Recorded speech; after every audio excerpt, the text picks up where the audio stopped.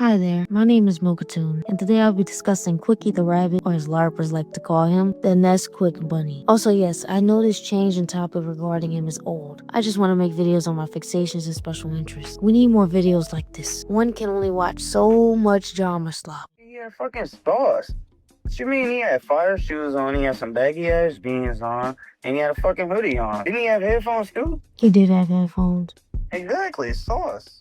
Created by an uncredited animation studio brought on by Nestle, Quicky the Rabbit first debuted in 1960 on their strawberry-flavored cans in Europe. Yes, that's right, Europe, because Nestle is based in Switzerland. Fun fact, I always thought Nestle was a Spanish-American company because of how the E is, until I started researching this. Anyway, his finalish design didn't appear in America until 1973. Speaking of design, so rich and thick and chocolate that you can't drink it slow. If it's quick, do-do-leo.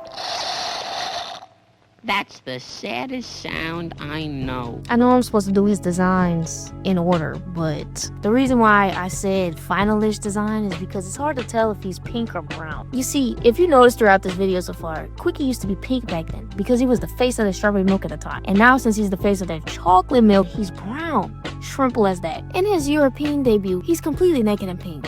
That's it. That's all. The only real notable thing that stands out to me is the fact they made a clay statue of him for the marketing. Honestly, the clay statue is pretty cool. In his first commercial in the States, he appears to be much older, sounds like Bugs Bunny on fentanyl, is practically naked, sports a Q necklace, and is still pink. Even though Quicky started to change and look better when Ramon Casanas got a hold of the creative direction in the early to mid 1990s. He still wasn't near his Chuck E. Cheese Avenger arc status quite yet. Instead, he simply made him brown, kept him naked, and gave him a collar with an N on it, effectively replacing the Q necklace entirely. Honestly, this along with the artwork as a whole looks much better in comparison, but doesn't hold up nearly as much too. Like what a stereotypical teenager would look in the early 2000s. The exaggerated swagger of a black teenager. Yeah, basically black people. Okay. He basically had the style of a black person in the early 2000s. Baggy pants, hoodie, and some nice headphones on. Remember the art director for the 90s to 2000 eras who I mentioned earlier? Well, this man at around the age of 40 to 50 woke up one day and was like, I think he should look cool, and got to work. You can already see Quicky mogging a bit in these, but in his Y2K, CEC, Avengers, Sonic Adventure era, you can see he's completely Aurafarming. The reason why this works, or at least for me personally, is because exaggerated body language, clothes, and assets are just chef's kiss. The line art is confident and smooth. The coloring is sharp yet soft. Just pure glaze when it comes to this design.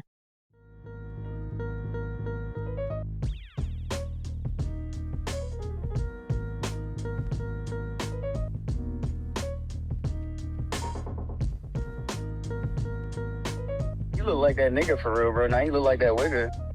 Before I get into his 2023 and as of writing the script current design, we need to go over his predecessor. In 2020, Nestle hired the Chase Design Group to help redesign the global packaging, which included Quicky. They felt as though his silhouette could be more simplified to expand their reach outside for kids. So they ditched the Y2K aesthetic entirely and went for a more athlete style. Though I will say that this version still looks like Quicky. He legit just looks like he reverted back to his third design, but finally decided to keep on some damn clothes for once. Alright, now I can finally talk about this abomination. Okay, so in 2023, Nestle teamed up with the design agency Future Brand to shift the rabbit into a motion-led 3D aesthetic. And the ultimate goal was to give him a healthier, more active, and less quote-unquote childish look suitable for the digital age and social media.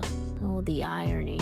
So essentially a college student. This design is so ass, I don't even know where to start. He went from the exaggerated swagger of a black teen to a Carlton. He doesn't even have his splat hair. Like, what is that? Bananas? How do you manage to whitewash a rabbit but keep him fucking brown? Legitimately, the only thing I like about this design is the fact he's 3D, and this is literally his first 3D model actively used outside of events. Besides that, it's completely dog shit.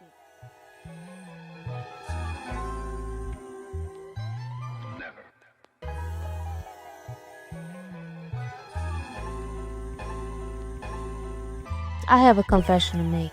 I care for cereal, but I don't care for drinking milk on its own. I bet you're wondering, who asked? Well, I care so much about this character, yet I don't even consume Nesquik. In fact, I've never even consumed this product my entire life. I've always drunk Nestle water and ate their Crunch, but I've never had their milk a day in my life. Yet here I am writing, recording, editing, and posting a video about this nigga. Jumping straight to the point, this is beyond Quicky the Rabbit. What I'm trying to say is how universal art, especially characters, can be no matter where it comes from. And that's such a beautiful thing we need to cherish. It frustrates me every time these companies with iconic character designs and logos tone them down so much they simply become so boring and soulless looking. Whether that be coloring, art style, design, or hell, the fucking line weight, it becomes so soulless that they somehow managed to make it look like AI, which is fucking crazy. Now I respect my graphic design peers and teachers I had, regardless of pointless arguments I would get into with one of said teachers. But do you know how pissed I was when they told me we should aim for our logos to be simple with only base colors? What happened to fun and fucking whimsy? The too much going on argument doesn't make any sense. Because look at this McDonald's logo evolution chart and compare it to the Starbucks one. She became more simple, but she kept the two tails in her design. You know, the very fucking aspects that make her her. And mind you, I don't even like Starbucks because I hate coffee. Now look at the McDonald's one. I mean, it's not bad, but why not add a little bit more charm? Why not? Why just a plain M? We get it. People know you. But have some fucking fun with it. As for characters, this is comparable to modern Sonic, specifically his 3D model, but that is for a whole completely different video. Look, tangent aside, this is the reason why I'm making this video. I'm not saying to go sign a pointless petition to make them change his design. Come on. I'm crazy, but I'm not Chazington levels of crazy. That's some Chazington meme shit. It would be funny though. I and many other people care a lot about design, characters, and creation as a whole. Oh, and also blame Future Brand for this shift because Nestle reached out to a freelancer 10 months ago and it looks better than his current design even though he only got a little bit of his sauce back. Anyway, that's all I had to say. Goodbye.